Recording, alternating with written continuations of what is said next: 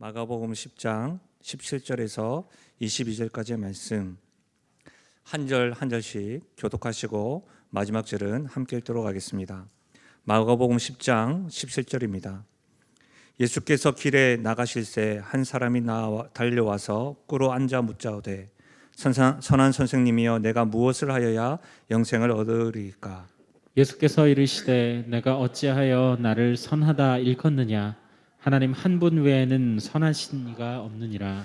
내가 계명을 안 하니 살인하지 말라, 간음하지 말라, 도둑질하지 말라, 거짓 증언하지 말라, 속여 빼앗지 말라, 내 부모를 공경하라 하였느니라.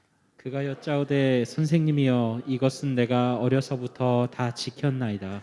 예수께서 그를 보시고 사랑하사 이르시되 내게 아직도 한 가지 부족한 것이 있으니 가서 내게 있는 것을 다 팔아 가난한 자들에게 주라. 그래하면 하늘에서 보화가 내게 있으리라. 그리고 와서 나를 따르라 하시니 그 사람은 재물이 많은 고로 이 말씀으로 인하여 슬픈 기색을 띠고 근심하며 가니라. 아멘.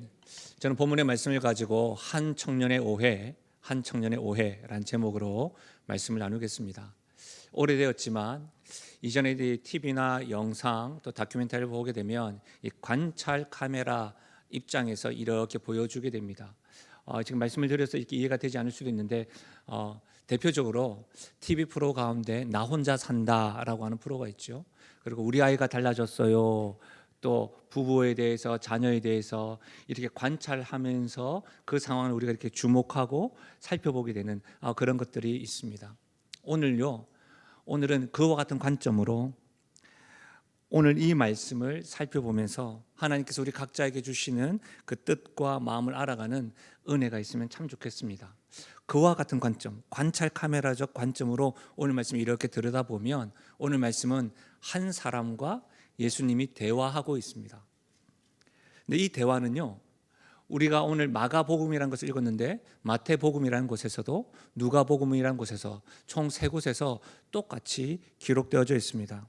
그런데 이 한 사람, 예수님과 대화하고 있는 이 한 사람을 마태복음에서는 청년으로 소개합니다. 또한 누가복음에서는 관리로 소개합니다. 오늘 우리가 읽었던 마가복음에서는 부자라고 소개하는 것이죠. 특히 이 청년이라고 할 때는 20세에서 40세 사이의 남자를 의미합니다. 사회적 성년 직전의 인생의 시기를 청년이라고 부를 때에는 30세 미만으로 보는 신학자들도 있습니다. 그런데 또 이 관리라고 할 때에 이 관리는 원어로 보면 법관이라고 하는 의미가 있습니다. 오늘 말씀에 가만히 보니까 이 사람이 어려서부터 율법을 다 지켰다는 것을 보면 이 사람은 회당, 그러니까 유대에 있어서 굉장히 높은 관직에 있었던 지도자였음이 분명합니다. 정리하자면 예수님과 지금 대화하고 있는 한 사람은 사회적으로 높은 지위에 있으며 부자요 관원으로 부족함이 없는 청년입니다. 지금 우리가 먼저 이 관찰 카메라를 가지고요 관리요 부자인 청년의 모습을 이렇게 초근접 촬영을 하면서 카메라맨 입장으로 이렇게 한번 살펴보겠습니다. 그는 어떠한 사람인가? 그가 어떤 행동을 하는가? 먼저는요, 부자 청년은 예수님께 나오기로 선택했습니다. 우리가 지금 보게 되면 예수님께 나오기로 선택하고 예수님께 나왔습니다. 실제로 당시에 예수님께 나오는 많은 사람들은 예수님을 시험하기 위해서 많이 나왔습니다. 그러나 부자 청년은 예수님께 달려와서 지금 어떻게 하고 있어요? 꿇어 앉았습니다. 그리고 선한 선생님이라고 부르고 있습니다. 선생님이라고 하는 것, 랍비라고 하는 것에 대해서는 여러 번 기록되어져 있지만 예수님을 가리켜서 선한 선생님이라고 하는 것은 여기가 처음입니다. 다시 말하면 지금 부자요 관원이 이 청년이 예수님을 존경한다는 의미인 것이죠. 그러나 예수님을 높이 평가한다는 것은 분명하지만 예수님을 선한 선생님 정도로만 알고 있는 것에 대해서는 저 개인적으로 또 신앙을 가지고 있는 우리로서는 좀 아쉬운 면이 있습니다. 부자 청년이 지금 예수님께 꿇어 앉아서 선한 선생님 하면서 질문을 합니다. 그 질문의 내용은 이렇습니다. 무엇을 하여야 영생을 얻을 수 있습니까? 무엇을 하여야 영생을 얻을 수 있습니까? 저는 이 청년의 이 질문을 들으면서 굉장히 놀랐습니다. 놀란 이유는 뭐냐면 부족함이 없어 보이는 부자요 관리요 청년이 이렇게 한 것입니다. 왜 그렇게 생각했냐면 대체로 많은 것을 가진 사람들은 영적인 것에 대해서 무관심합니다. 왜 그렇죠? 자신이 가지고 있는 것으로 부족함을 못 느끼기 때문입니다. 영적인 것이나 하나님에 대해서 불편해합니다. 왜? 내가 가진 것으로 충분히 자유를 누리고 있고 내가 가진 것으로도 불편함이 없는데 내가 영적인 것에 관심을 가지고 하나님 믿게 되면 뭘 또 해야 된다, 하지 말아야 된다, 어떤 권리 그런 것 때문에 복잡하게 되는 것이죠. 그런데 여러분, 어떻게 해서 부자요 관리인 청년은 예수님께 나와서 영생에 대해서 물어볼 정도로 관심을 가지고 있는 것일까요? 당시에 어떻게 하면 영생을 얻을 수 있습니까? 라고 하는 이 질문은요, 경건하게 살고자 하는 사람들이 다 가졌던 최고의 관심 가운데 하나였습니다. 누가복음 10장에 보면 율법을 가르쳤던 어떤 율법사가 예수님께 나와서도 똑같은 질문을 합니다. 어떻게 해야 영생을 얻겠습니까? 그럴 때 예수님은 그에게 선한 사마리아인 비유, 예수를 믿지 않더라도 잘 알려져 있는 이 선한 사마리아인 비유에 대해서 말씀하셨습니다. 누가복음 10장에 기록되어 있는 이 율법사는 예수님을 시험하고자 그 질문을 했습니다. 그런데요, 무슨 이유에서 부자 청년은 시험하기 위함이 아니라 존경하는 마음으로 와서 예수님께 달려와 꿇어앉아 무엇을 하여야 영생을 얻을 수 있습니까? 라고 하는 질문을 한 것일까요? 부족함이 없는데요. 혹 다른 사람에게는 설명할 수 없는 자신만이 알고 있는 공허함이나 채워지지 않는 그것 때문에 예수님께 나와서 어떻게 해야 영생을 얻을 수 있습니까? 라고 질문한 것은 아닐까요? 왜냐하면 당시에 10계명을 다 지킬 정도로 신실한 유대인이라고 한다면 그가 영생을 얻는 방법을 몰랐을 리가 만무합니다. 그런데 오늘 예수님께 나와서 이렇게 물어본 것을 보면 부자고 관리고 말씀도 알기도 알지만 뭔가 열심히 살아가고 있지만 채워지지 않는 게 있는 겁니다. 힘을 다해 살고 있음에도 불구하고 어딘가 모르게 허한 겁니다. 갈증과 목마름이 반복되는 자신 안에서 해석되지 아니하고 해결되지 아니하고 설명할 수 없는 목마름과 공허함 때문은 아닐까요? 요즘은 간혹 가서 이전과는 비교했을 때 간혹 보이긴 하는데 길가에서 누군가가 우리에게 묻습니다. 고민이 있어 보입니다. 얼굴빛이 좀 어두워 보입니다. 우리가 신앙생활 하시는 우리들은 그와 같은 질문들은 이단에서 포교하고 전도하는 방법들, 그런 질문들 가운데 하나다라는 것을 알기 때문에 우리는 그냥 지나치기도 하지만 여러분, 그러나 단순한 질문, 고민 있으세요? 얼굴이 좀 어두워 보입니다. 근심 있으세요? 이와 같은 질문에 많은 사람들이 넘어지고 또 이렇게 하게요. 어떻게 하셨어요? 어떻게 알았죠? 내가 고민이 있는지, 근심이 있는지. 이렇게 말하는 것을 보게 됩니다. 여러분, 그것은 뭐예요? 방금 인간 안에, 우리 안에 채울 수 없는 공허함, 목마름 때문입니다. 누가복음 19장에 한 사람이 등장하는데 세리장입니다. 세리 중에서도 장입니다. 부자입니다. 그의 이름은 삭개오입니다. 그런 그 역시도 많은 사람들에게 존경받고 인정을 받지만 그 역시도 채워지지 않는 공허함이 있었습니다. 그래서 청년 예수가 자기가 있는 곳으로 지나간다고 했을 때 누군가 너무나도 궁금해서 여러분 체면불사하고 나무에 올라가기까지 하였습니다. 사랑하는 여러분, 여러분 어떠세요? 오늘 새로 초청받으신 분들뿐만 아니라 온라인과 현장에서 예배드리는 우리 영신가족들은 어떠세요? 열심히 살아가고는 있지만 뭔가 채워지지 않는 공허함과 목마름 혹 있진 않으십니까? 부자 청년 같지 않으십니까? 어제 제가 결혼 예배를, 사실은 저의 스케줄이 어제 하루만 3곳을 방문해서 예배 인도를 하고 순서를 맡은 일이 있었습니다. 근데 아무리 생각을 해봐도 제가 3곳을 다 방문하는 것은 무리인 것 같아서 중간의 것을 포기했습니다. 그리고 결혼 예배를 이렇게 줄을 하고서 잠시 이렇게 앉아 있는데 저의 모습을 보고는 어떤 사람이 찾아왔습니다. 이전에 제가 섬겼던 청년이었습니다. 그곳에 직원으로 있는 겁니다. 그래서 저를 보면서 반갑게 인사를 하고서 목사님 주례하시면서 밝고 환한 표정, 지금 자화자찬하는 게 아니라 그 청년이 이야기한 겁니다. 밝고 환한 표정으로 있는 모습이 너무 보기 좋았어요 라고 하더라고요. 그러면서 하는 말이, 그런데 내려와서 지금 앉아서 계시는 모습이 너무 피곤해 보이십니다. 무슨 근심이 있으세요? 라고 저에게 묻는 거예요. 그럼 내가 그 친구에게 아니야 하면서 속으로 어떻게 알았지? 얼굴에 티가 나나? 그렇게 해서 바로 제가 또 마스크를 쓰고 그 자리를 피해서 간단하게 식사하고 돌아왔습니다. 목사인 저로서도 고민이 있습니다. 여러분 어떠세요? 만약 말입니다, 채울 수 없는 공허함이 아니라고 한다면 이 청년이 왜 왔던 것일까요? 영생을 얻기 위해서 무엇을 해야 합니까? 라고 하는 이 질문을 혹 선한 선생님이 시키는 것대로 하면 뭔가 하나의 이력이 생기거나 학력을 채우려고 하는지도 모르겠습니다. 요즘에 우리는 어떤 울타리에 있으면 안정감을 누리고 어떤 곳에 있으면 또 어떤 것을 가지고 취득하고 있으면 나의 미래가 보장될 것이다 라고 하는 생각으로 우리가 그것을 막 쫓아가고 막 헤매고 있는 그런 모습처럼 말입니다. 사랑하는 여러분, 아무리 노력하고 애써도 자신 안에서 선한 것을 찾아볼 수가 없어서 도대체 무엇을 해야 선하게 될 수 있을까 고민하고 씨름할 때가 있습니다. 바로 그럴 때가 예수님께 나올 때입니다. 사랑하는 여러분, 성경은 분명히 말씀하고 있습니다. 모든 사람이 죄를 범하였음에, 한 사람도 빠짐없이 모든 사람이 죄를 범하였음에 하나님의 영광에 이르지 못하고 의인은 하나도 없다라고 성경은 말하고 있습니다. 다시 말하면 오직 하나님만이 선하신 분이십니다. 그렇기 때문에 우리 안에도 여러분 선한 것이 없습니다. 여러분, 영생에 대한 이해가 부족할 수 있습니다. 목마름과 갈증을 어떻게 채워야 할지 몰라 답답할 수 있습니다.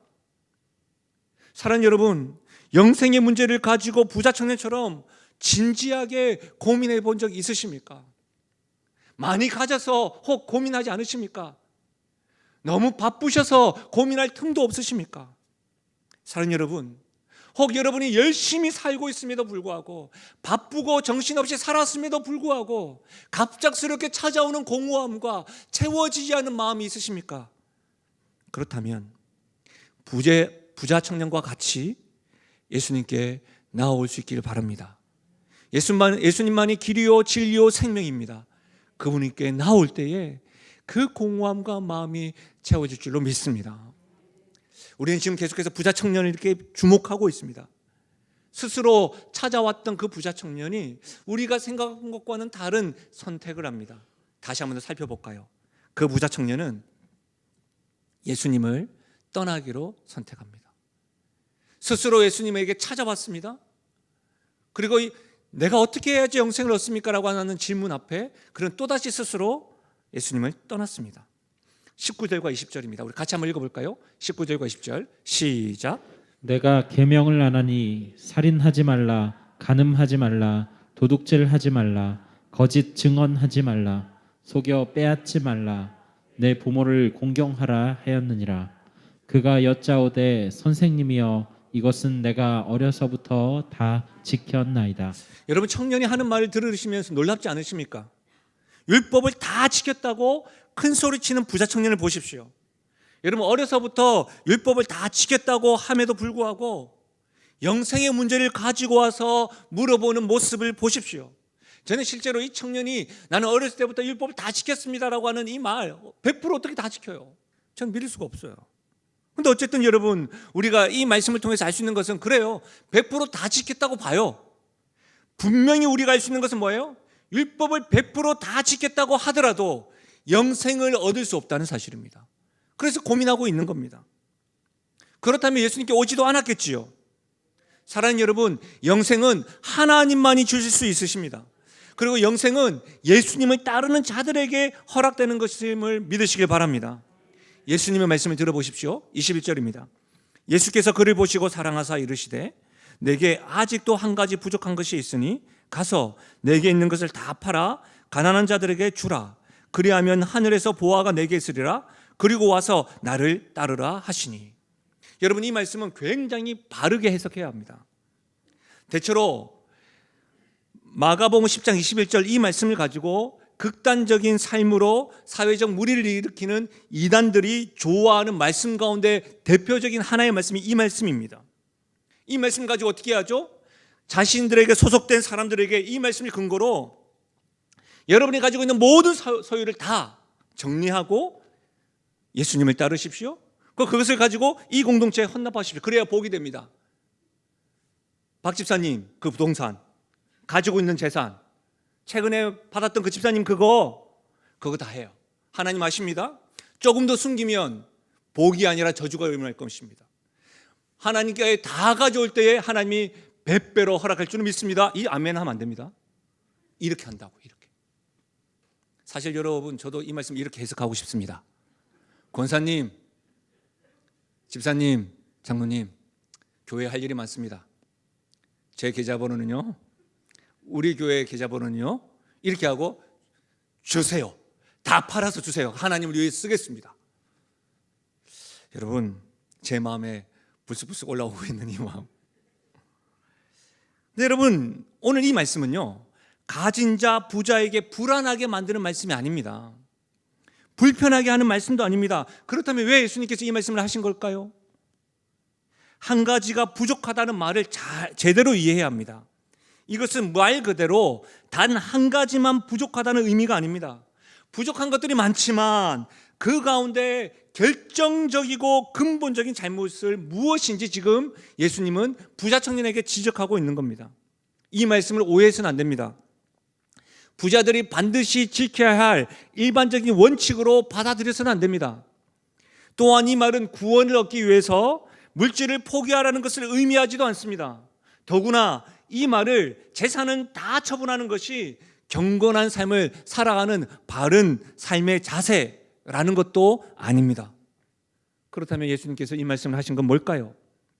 사람마다 하나님 나라를 경험하기 위해서 방해되는 것이 있는데 부자 청년에게는 다른 것보다는 물질에 대한 애착, 물질에 대한 집착이 가장 치명적이고 대표적인 문제였기 때문에 하신 말씀입니다. 여러분, 부자 청년이요, 율법을 잘 아는 사람입니다. 율법을 어렸을 때부터 다 지켰다고 했습니다. 그 말은 그동안 그는 가난한 자를 구제했음이 분명합니다. 왜냐하면 당시 유대교에서 말하는 율법을 배우고 율법을 아는 사람들이 말하는 경건은 뭐냐면 구제와 금식과 기도를 실천하는 것이기 때문입니다. 그렇기 때문에 아마 부자 청년은 자신이 소유한 재산의 일부로 구제하고 가난한 자를 도왔습니다. 그런데 예수님의 말씀에 그에게 짐이 되었던 것은 뭐죠? 전부를 팔아. 전부를 팔아. 일부가 아니라 전부를 팔아가 힘들었습니다. 여러분, 혹 여러분에게도 예수님께 전부를 팔아 하면 힘들지 않겠습니까? 그러나 예수님의 그 의도를, 예수님의 그 마음을 한번 주목해 보십시오. 마가복음 10장 22절, 그는 그 사람은 재물이 많은 거로 이 말씀으로 인하여 슬픈 기색을 띠고 근심하며 가니라. 무슨 말이에요? 영생을 얻으려고 했습니다. 목마르고 채워지지 않는 것 때문에 예수님께 나아왔습니다. 그런데 이 전부를 팔아, 이것이 걸려가지고 지금 예수님을 떠나기로 선택했습니다. 결국 무슨 말이에요? 내 모든 소유권을 하나님께 드리지 못하겠습니다. 그리고 예수님을 떠나는 겁니다. 자신이 가지고 있는 재물이 하나님보다 더 좋은 겁니다. 영생보다 더 귀한 것입니다. 여러분, 지혜에서 말씀을 들어보십시오. 잠언서 10장 22절입니다. 여호와께서 주시는 복은 사람을 부하게 하고 근심을 겸하여 주지 아니하시느니라. 이 말씀을 통해서 사람을 부하게 하는 것은 여호와께서 주시는 복입니다. 여러분이 부하십니까? 그것은 하나님께서 주신 복입니다. 그러나 하나님께서는 사람을 부하게 하시고 근심을 겸하여 주시는 분이 아닙니다. 아멘이십니까? 그렇죠. 그러면 예수님 역시도 부자 청년에게 하신 말씀은 근심케 하시기 위해서 전하는 말씀이 아니라는 겁니다. 그런데 왜 이 청년은 이 말씀을 제대로 받지 못했을까요? 마태복음 13장 22절입니다. 같이 읽겠습니다. 시작.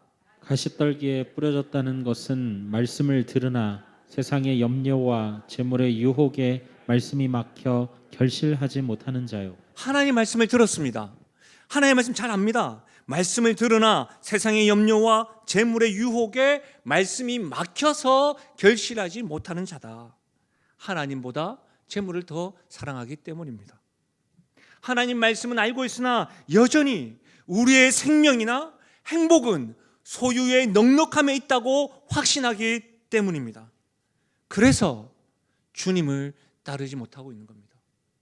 이와 같은 나의 소유와 내가 가진 넉넉함이 나의 인생을, 나의 미래를 보장한다고 그래서 창고를 짓겠노라고 계획하는 그 어리석은 부자에게 오늘 밤 너의 인생을 데려간다면, 인생에 대해서 내일도 자랑할 수 없는 것에 대해서 예수님이 말씀하고 있는데, 우리 인생은 여전히 소유의 넉넉함이 나의 행복을 보장할 것이라는 확신 때문에 주님을 따르지 못하는 겁니다.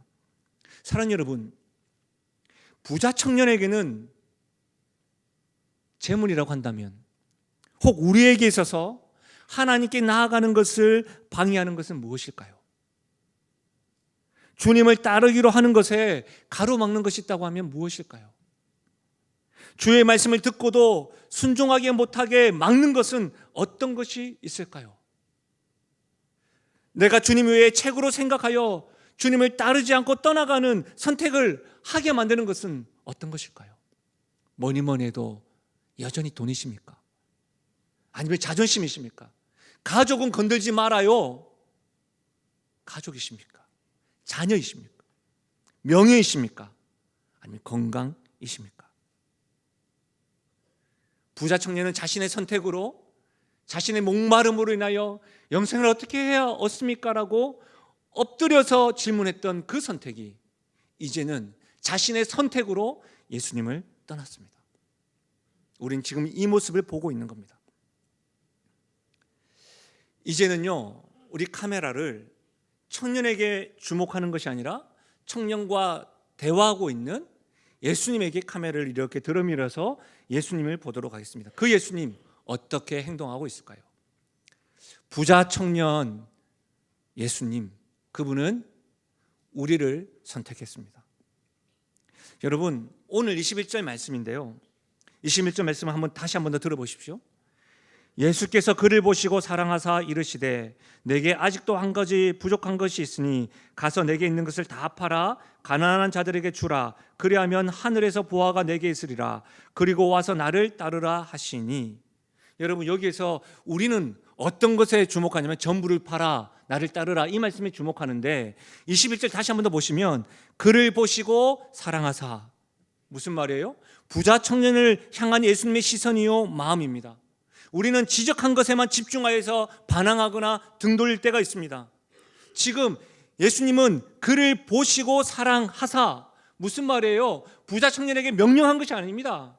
너 그거 팔아야 돼, 이거 아닙니다. 그를 보시고 사랑하사, 책망하는 것도 아닙니다. 사랑으로 호소하고 있는 겁니다. 어려서부터 말씀을 지키고 애썼던 부자 청년을 애썼다.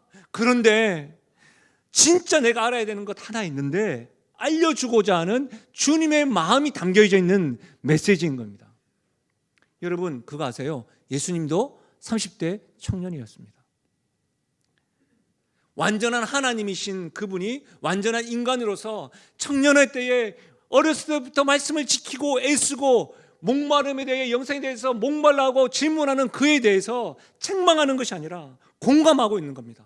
하나님의 아들이요 우리의 구원자로서 그를 보시고 사랑할 뿐만 아니라 어떻게 해요?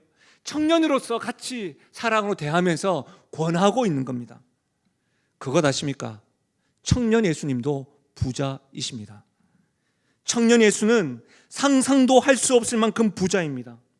예수님은 영원 전부터 삼위 하나님과 더불어 온 세상의 주인으로 사셨습니다.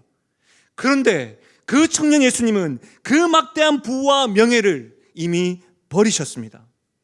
고린도후서 8장 9절입니다. 우리 이 말씀을 같이 한번 읽어볼까요? 시작. 우리 주 예수 그리스도의 은혜를 너희가 알거니와 부요하신 이로서 너희를 위하여 가난하게 되심은 그의 가난함으로 말미암아 너희를 부요하게 하려 하심이라. 부요하신 이로서 너희를 위하여 가난하게 되심은 그의 가난함으로 말미암아 너희를 부요하게 하려 하심이라. 예수님은 온 세상의 주인으로 부요하시지만 우리를 위하여 가난해지셨습니다. 그분은 우리를 선택하시기 위해서 자신이 가지고 있던 누렸던 부와 모든 것을 버리셨습니다. 부자 청년은 자신이 가지고 있는 그것을 놓지 못하고 예수님을 떠났지만, 부자 청년 예수님은 자신이 가지고 있는 명예와 부와 모든 권세들을 다 버리고 우리를 선택하셨습니다. 이 사실을 우리가 지금 보고 있는 겁니다. 또 조금만 더 보면 부자 청년 예수님에 대해서 알 수 있는 것은, 부자 청년 예수님은 우리를 선택할 뿐만 아니라 하나님을 선택하였습니다. 22절 말씀에 보면 그 사람은, 부자 청년 말하는 거죠, 재물이 많은 거로 이 말씀으로 인하여 슬픈 기색을 띠고 근심하여 가니라 라고 되어져 있습니다. 슬프다, 이 말은 탄식하다, 비탄에 잠겼다라고 하고 번역할 수가 있습니다. 근데 이 단어가요, 지금 예수님을 떠나 있는 이 청년에게만 사용된 것이 아니라 부자 청년이신 예수님에게도 슬프다, 비탄에 잠겨있다라고 하는 것이 사용되어졌습니다. 마태복음에 보면 예수님께서 십자가에 지시기 전에 겟세마네 동산에서 기도하시는 그 모습, 그분이 땀방울이 핏방울이 되는 극심한 비탄에 잠겨서 기도할 때에 비탄에 잠기다, 슬프다 같은 단어가 사용되어졌어요. 왜 그러셨을까요? 그분은 땀방울이 핏방울이 될 만큼 극심한 고통이 십자가의 공통이라는 것을 알고 계셨습니다. 그 고난이 The Passion of Christ라고 이야기할 정도로 The Passion, 유일한 고난, 그 어떤 것과도 비교할 수 없는 고통이라는 것을 그분은 아셨습니다. 그리고 십자가에서 죽으실 뿐만 아니라 죽으심으로 영원히 교제하고 있던 아버지와의 영적인 단절도 아셨기 때문입니다. 그래서 그 모든 것을 아심에도 불구하고 슬픈 기색으로 기도하시고 십자가의 길을 걸으셨습니다. 왜 그랬을까요? 우리를 선택하시기 위하여. 왜 그러셨을까요? 자신의 뜻보다는 하나님의 뜻을 선택하고 우리를 얻기 위하여 그 길을 걸어가신 겁니다. 사랑하는 여러분, 오늘 처음 예배를 드리고 우리와 늘 매주마다 예배드리는 영신 가족들, 이 복음이 여러분들에게 다시금 새 노래가 되고 새 복음이 되어서 다시금 은혜가 되고 회복되어지길 바랍니다. 초청되어지신 분들에게도 이 복음을 전해드리고 싶은 겁니다. 동일한 마음으로 사도 바울이 디모데에게 이렇게 말합니다. 디모데전서 6장 17절입니다. 내가 이 세대에서 부한 자들을 명하여 마음을 높이지 말고 정함이 없는 재물에 소망을 두지 말고 오직 우리에게 모든 것을 후히 주사 누리게 하시는 하나님께 두며, 오직 우리에게 모든 것을 후히 누리게 하시는 하나님께 두십시오라고 말하고 있는 겁니다. 동일한 심정으로 저 역시도 사랑하는 성도들과 오늘 초대된 여러분들에게도 여러분 인생의 다른 그 어떤 것보다 우리에게 모든 것을 후히 주사 누리게 하시는 하나님께 두시기를 예수님의 이름으로 축복합니다. 부자 청년은 재물에 소망을 두지 말고 오직 우리에게 모든 것을 후히 주시는 하나님께 두어야 했습니다. 그러나 그는 그가 가진 재물을 선택하고 떠났습니다. 그러나 부자 청년 예수는 우리를 선택하고 하나님을 선택하였습니다. 부자 청년 예수는 하나님의 뜻을 알고 우리를 선택하셨습니다. 우리는 이 예수를 믿는 겁니다. 우리가 믿는 이 예수를 여러분에게 소개하고 자랑하는 것입니다. 우리와 같이 이 예수님을 선택하며 살지 않으시겠습니까? 말씀을 마무리하겠습니다. 말씀을 준비하는 가운데 저에게 몇 년 전에 한 강사가 저에게 메일을 보내서 마음을 나누었던 것들이 계속 생각이 났습니다. 이 강사가 어르신들이 많이 모인 곳에서 강의를 하였습니다. 그 강의 내용은 인생 그래프를 그리는 것이었습니다. 오늘을 기점으로 과거와 미래, 나의 인생에 플러스 10점, 마이너스 10점, 기쁘고 즐거운 일, 기억에 남는 일, 그런 것들을 오르락내리락 그림을 그리는 것이었습니다.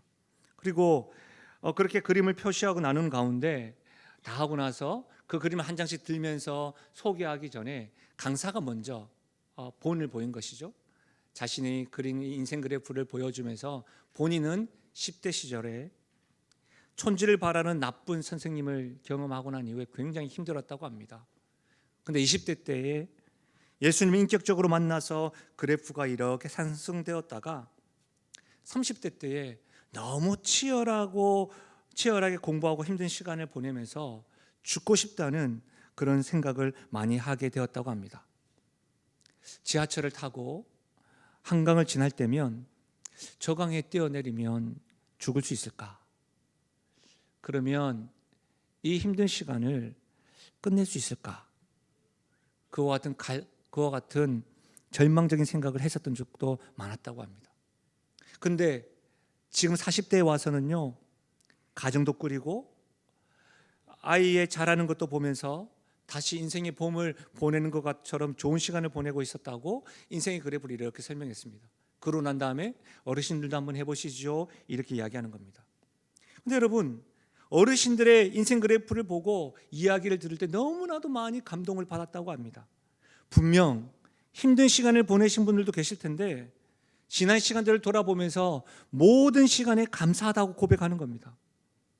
특히 그 어르신들 가운데 예수님 안에서 보내는 70대, 80대의 지금 시간이 인생에 있어서 가장 좋은 시간이라고 고백하는 것을 들으면서 그가 감동했다고 합니다. 눈물이 났다는 거예요.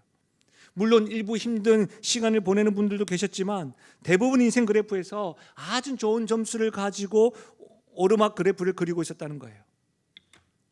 이전보다는 기력이 더 없고 예전보다 더 할 수 있는 것도 더 많이 적어져서 슬프고 우울할 줄 알았는데 믿음의 세대의 그 고백을 들으면서 자신도 나도 저런 노후의 삶을 살고 싶어 라고 생각을 했더랍니다.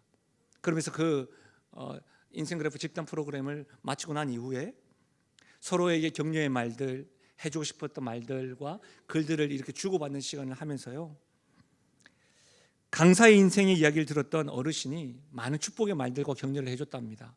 그래서 많이 힘을 얻기도 하고, 그런데 그가 잊을 수 없었던 한 메시지가 있었대요. 쪽지가. 한 분의 글에 감동이 되어서 눈물을 흘렸다고 합니다. 그게 어떤 내용이냐면, 예수님을 믿어 정말 다행이다 라고 하는 말을 적어주셨다고 합니다. 예수님을 믿어 정말 다행이다. 예수님을 믿어 정말 다행이다. 인생의 선배가 믿음이 있는 그분이 숱한 많은 인생의 경험 가운데서도 힘겨워서 지금 서 있는 그에게 예수님 믿어 참 다행이다. 말씀을 준비하는 가운데 제가 몇 년 전에 이 이야기가 계속해서 생각이 났고, 예수님을 믿어 참 다행이다, 이 말이 계속 제 마음에 남았습니다. 저는 그 어느 때보다도 오늘 이 시간 이 강단에서 서는 것이 굉장히 힘들었습니다. 개인적인 연약함과 부족함을 맞닥뜨리고 난 이후에 금요일부터 계속해서 목양실에서 잠을 자면서 기도하면서 씨름하였습니다. 제 밑바닥을 보고 감정과 멘탈이 흔들려서 몇 번이고 전화를 들었다가 말았다가 다른 사람에게 설교를 부탁하고 싶었습니다. 어딜 도망가고 싶다는 생각밖에 없었습니다. 설교만 안 한다면, 예배를 인도만 아니면 아무 일도 없었던 것처럼 살 수 있겠는데, 근데 저에게 주어진 일이기에 왜 이렇게 힘든지요? 내가 무엇을 해서 이런 것일까? 아직도 뭘 해야 더 부족함이 없을까? 내가 무엇을 해야 영생을 얻을 수 있습니까? 라고 하는 청년의 질문이 저의 질문 같았습니다. 내가 뭘 더 해야 바른 목회자가 될까? 내가 뭘 더 해야 바른 남편이 되고 좀 더 좋은 부모가 되고 좀 더 좋은 아들이 될 수 있을까? 그런데 끝까지 붙잡고 있는 것 때문에 등 돌리고 예수님을 떠나려는 순간, 좀 뭔가 포기하고 싶고 힘겨워하는 순간 저에게 들렸던 말이 예수님 믿어서 참 다행이다. 아니요, 좀 더 정확하게 말하면 예수님이 나를 선택해 주셔서 참 다행이다. 예수님이 하나님의 뜻을 선택하고 나를 선택해 주셔서 참 다행이다. 나는 조금만 힘들면 등 돌리고 내가 어떻게 해야 영생을 얻겠습니까? 라고 하는 그 목마름에서 이렇게 힘겨워하는데, 그래서 등 돌리고 싶은데 예수님은 모든 것을 버리고 나를 선택해서 그분이 계셔서 참 다행이다.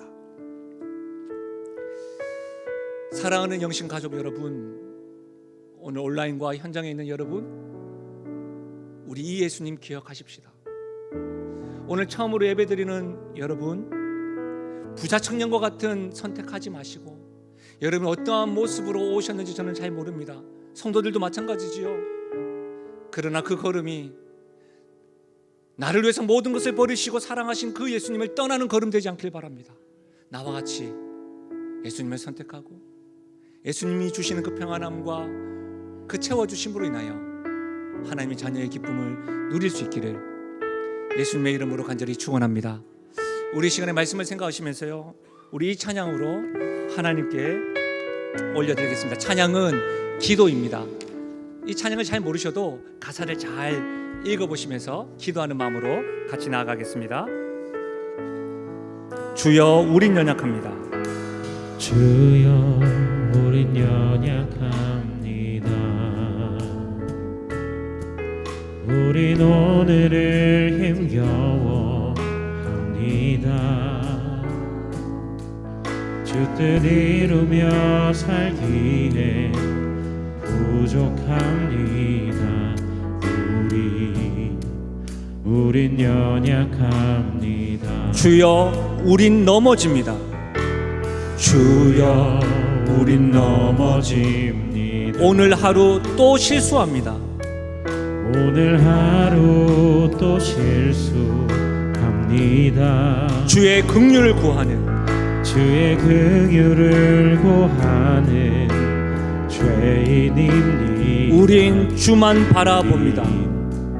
주만 바라봅니다. 한없는 주님의 은혜 온 세상 위에 넘칩니다. 가릴 수 없는 주 영광 온 땅 위에 충만합니다. 주님만이 길이오니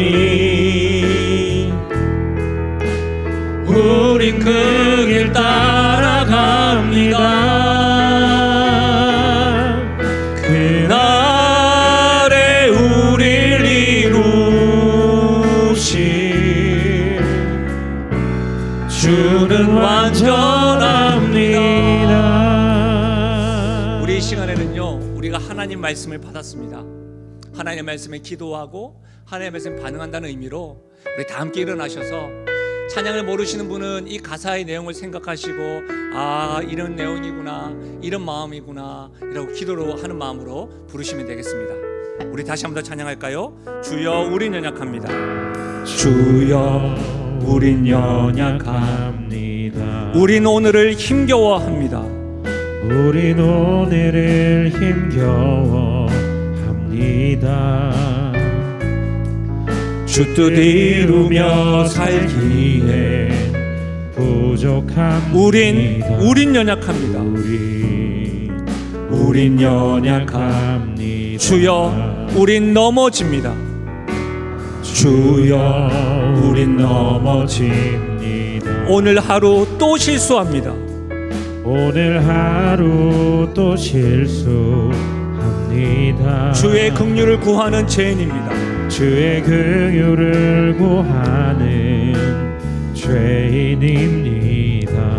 우린 주만 바라봅니다. 한없는 주님의 은혜, 한없는 주님의 은혜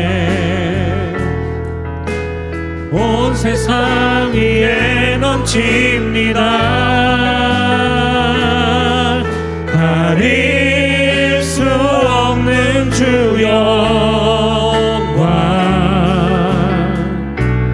온 땅 위에 충만합니다. 주님만이 길이오니 우린 그 길 따라갑니다. 우린 그 길 따라갑니다. 그날에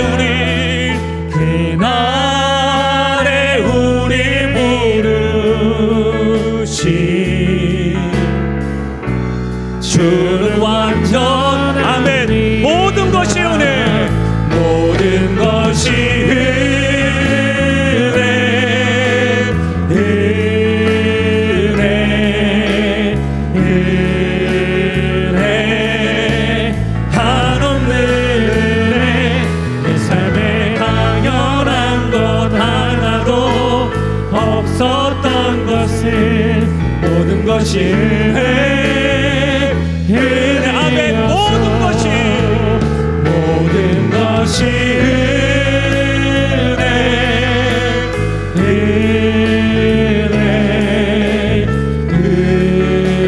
은혜 한없는 은혜 내 삶에 당연한 것 하나도 없었던 것을 모든 것이 은혜 우리 마지막으로 고백하실까요? 모든 것이 모든 것이 은혜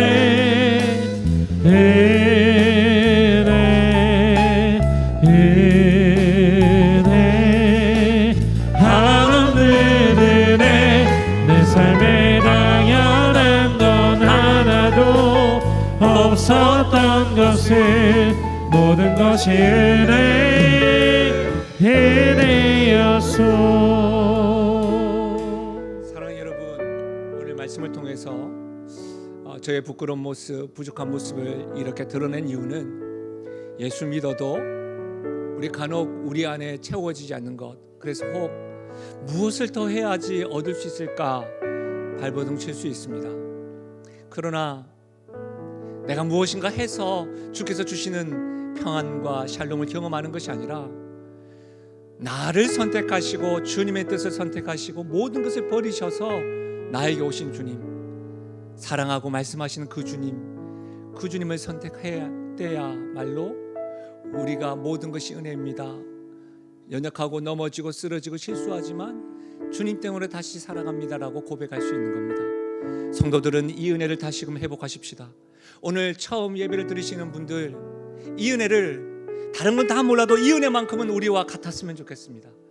그래서 여러분을 이 은혜에 초대하는 겁니다. 한 주간도 평안하십시오.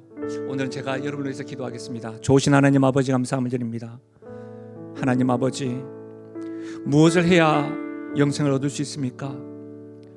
율법을 지키고 수고하고 봉사하고 정신없이 가족을 위해서, 사회를 위해서 열심히 살아왔는데 뒤돌아보니 공허하고 채워지지 않고 어떤 것으로도 막을 수 없는 구멍이 제 삶에 이렇게 뻥 뚫려 있는 것 같아서 무엇을 해야 될지 몰라 멍하니 살아가고 또 다람쥐 쳇바퀴 도는 것처럼 반복해서 살아가는 우리의 인생임을 고백합니다.